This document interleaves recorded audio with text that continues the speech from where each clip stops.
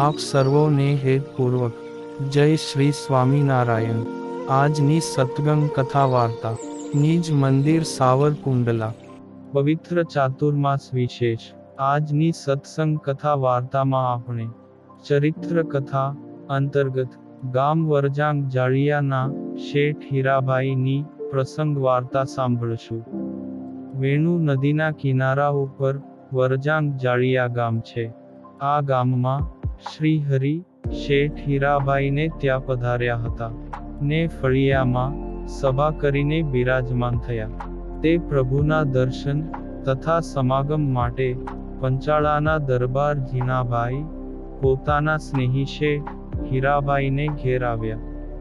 તેમણે માણસ મોકલીને દરબારની ઘોડી લેવરાવી લીધી ને પડખેના ફરજામાં બાંધી ને જોગાણ મેલ્યું। હીરા શેઠને દરબાર ઝીણાભાઈ પ્રેમથી ભેટ્યા। હીરાભાઈએ પણ ઘણો ભાવ બતાવીને દરબારને ઢોલિયો ઢળાવી તે પર ગાદલું નખાવીને બેસાડ્યા અને ઠંડુ પાણી પાયું। ત્યાં એકબીજાએ સામસામા કુશળ સમાચાર પૂછ્યા તથા શ્રીજી મહારાજ ક્યારે પધાર્યા તે વાત પૂછી। તેવામાં એક વાળંદ આવ્યો ને કહ્યું કે શેઠ, તમારા સ્વામિનારાયણ પાસે હવેથી હું મથાલ ઝાલીને ઊભો રહીશ નહીં, કારણ કે અમારા નાતના આગેવાનોએ ભેળા થઈને ઠરાવ કર્યો છે, માટે હું આપને કહેવા માટે આવ્યો છું। ત્યારે શેઠ હીરાભાઈ બોલ્યા કે તું મશાલ ઝાલીને ન ઊભો રહે તો ઘણી નહીં પણ મશાલ તૈયાર કરીને અમને સળગાવી તો દેજે, એટલે અમો બીજા પાસે આ મશાલ જલાવીશું। ત્યારે વાળંદ બોલ્યો, જે ભલે, એ બધું કરી આપીશ, પણ હાથમાં મશાલ લઈને સ્વામિનારાયણ પાસે ઊભો તો નહીં રહું। આ સાંભળીને ઝીણાભાઈ બોલ્યા કે શેઠ, મહારાજ પાસે મશાલ ઝાલીને હું ઊભો રહીશ, કારણ કે મારા એવા ક્યાં મોટા ભાગ્ય કે સર્વ નિયામક ભગવાન પાસે મશાલ ઝાલવાની સેવા મળી। તે દરબારની વાત સાંભળીને હીરાભાઈ બોલ્યા કે અરે દરબાર, તમો તો ગામધણી છો, વળી જૂનાગઢમાં સોરઠ સરકાર નવાબ સાહેબ પાસે તમારું ખૂબ જ માન છે, માટે તમારે મશાલ ઝાલી ઊભા ન રહેવાય। તે હું મશાલ ઝાલીને મહારાજ પાસે ઊભો રહીશ। ત્યારે ઝીણાભાઈ બોલ્યા કે શેઠ, તમે તો આ ગામના આગેવાન છો, વળી આ ગામનું કારભારું પણ તમો કરો છો, માટે તમારે શેઠિયાને મશાલ ઝાલવી તે યોગ્ય નહીં, એટલે પ્રભુ પાસે તો હું જ મશાલ હાથમાં લઈને ઊભો રહીશ, માટે તમે નચિંત રહો। આમ બંનેની વચ્ચે થતી અતિ મહિમા સભર ખેંચતાણ જોઈને વાળંદના હૃદયમાં વિચાર આવ્યો કે આવા મોટા માણસો જેની પાસે મશાલ ઝાલવા માટે ખેંચતાણ કરી રહ્યા છે, તે ભગવાન કેવા મોટા હશે, માટે હું જ મશાલ ઝાલું તે ઠીક છે, પછી જ્ઞાતિજનોને જે ઉપાધિ કરવી હોય તે ભલે કરે, પણ મશાલ તો શ્રીજી મહારાજ પાસે હું જ લઈને ઊભો રહીશ। આમ મનમાં વિચાર કરીને તે બોલ્યો કે હીરા શેઠ તથા દરબાર ઝીણાભાઈ, તમે બંને મશાલ ઝાલવી રહેવા દ્યો, એ તો હું જ મશાલ ઝાલીને શ્રીજી મહારાજની પાસે ઊભો રહીશ। તમે તમારા આવડા મોટા મોભાના સ્થાનનું અભિમાન છોડી દઈ આવી સેવા કરવા તૈયાર થયા છો, તો મારે મારી જ્ઞાતિની બીક શું રાખવી?